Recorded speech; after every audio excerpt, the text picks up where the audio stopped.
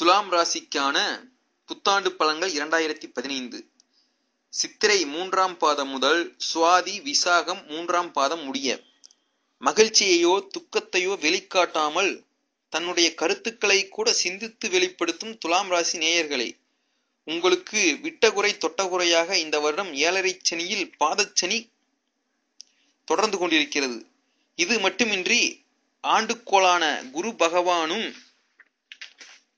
முற்பாதியில் ஜீவனஸ்தானமான 10ல் சஞ்சாரம் செய்கிறார். இந்த ஆண்டின் முற்பாதியில் நீங்கள் எதிலும் கவனமுடன் செயல்படுவதே நல்லது. குடும்பத்திலுள்ளவர்களை அனுசரித்து செல்வது, ஆடம்பர செலவுகளை குறைப்பது, உடல் ஆரோக்கியத்தில் கவனம் செலுத்துவது போன்றவை நன்மை அளிக்கும்.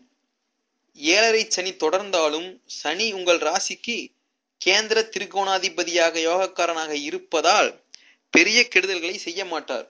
வரும் 5/7/2015 ஏற்பட உள்ள குரு மாற்றத்தின் மூலம் குரு பகவானும் லாபஸ்தானமான 11ஆம் வீட்டுக்கு செல்லவிருப்பதால் உங்களுக்குள்ள பிரச்சனைகள் யாவும் படிப்படியாக குறையத் தொடங்கும்.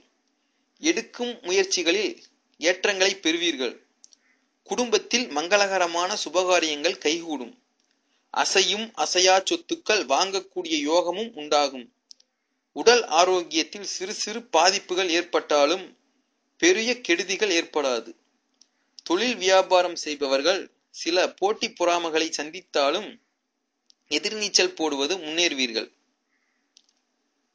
உத்தியோகஸ்தர்கள் உயர்வுகள் சற்று தாமதமாக அமைந்தாலும் பிறர் விஷயங்களில் தலையீடு செய்வதை தவிர்த்தாலே வீண் பிரச்சனைகளை சிக்கிக்கொள்ளாமல் விலகிக் கொள்ளலாம்.